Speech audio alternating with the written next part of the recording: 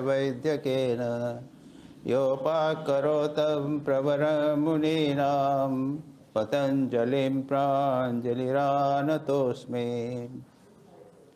हम पातंजल योग सूत्र के द्वितीय अध्याय साधन पाद के अंतिम सूत्रों का विवेचन कर रहे हैं, जिसमें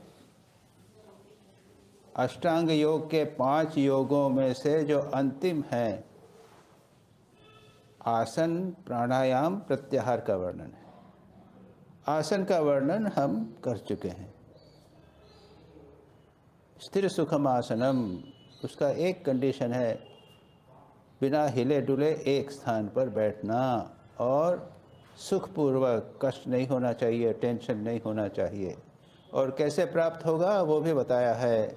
प्रयत्न से स्थिल्यात, अपने शरीर और मन के जो संकल्प हैं, मन में उठ रहे विचार और शरीर को हिलने डुलने की इच्छा, इन प्रयत्नों को शिथिल करना है। और एक बहुत महत्वपूर्ण बात जो साधक हैं उनको ध्यान रखना चाहिए, जब ध्यान करने बैठें, आसन में ठीक से बैठें, उसके बाद में मन में नाना संकल्प विचार उठते रहते हैं। अरे ये काम है, पानी भरा नहीं है, ये एक ईमेल भेजना है, क्या क्या सब विचार। जब आप शांत होकर बैठेंगे तभी सब सारे विचार आते हैं। तो कभी कभी तो मैं ये कहता हूँ कि शुरू में बैठकर मन को रिलैक्स कर लीजिए, एक कागज़ रख लीजिए और एक पेन रख लीजिए, जो विचार संकल्प आ रहे हैं उनको लिख लीजिए। लेकिन अगर बहुत अधिक होवे तो ये सब नहीं करना है। प्रयत्न शैथिल्य, रिलैक्स, शरीर के प्रयत्नों को छोड़ दीजिए और मन में उठ रहे संकल्प विकल्पों को भी पूरी तरह त्याग दीजिए। और दूसरा, ये एक लौकिक उपाय है।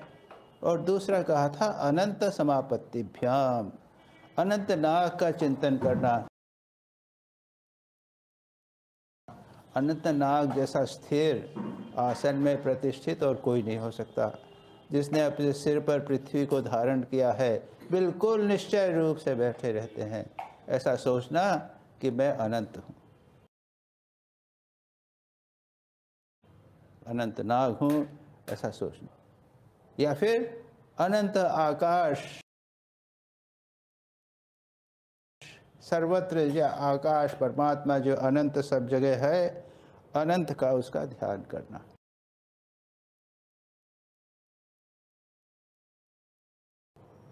जो भी हो, ये 2 अनंत के अर्थ हैं।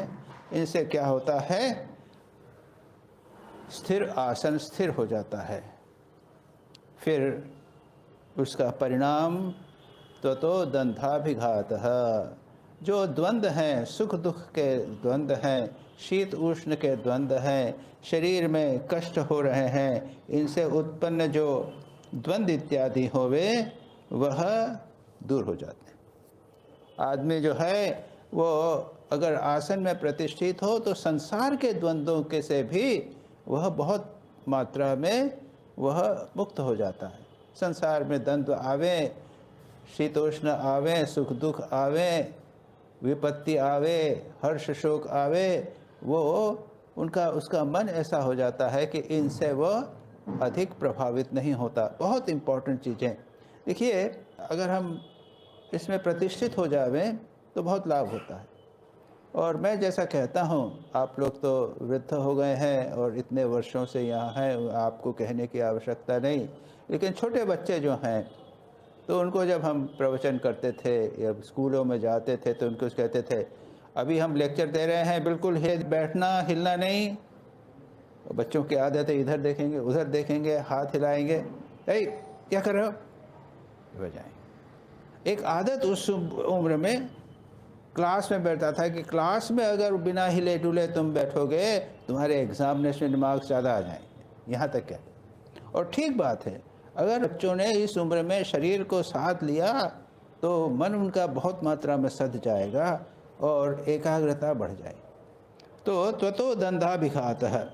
इसके अतिरिक्त एक I.K. टेमिनी ने साइंस ऑफ योगा करके एक पुस्तक लिखी है, उसमें वे कहते हैं कि इससे शरीर जो है उसका रेजिस्टेंस बढ़ जाता है, शरीर जो है स्वस्थ हो जाता है और थकान कम आती है, जीवन में जो तनाव है वो भी कम हो जाते हैं।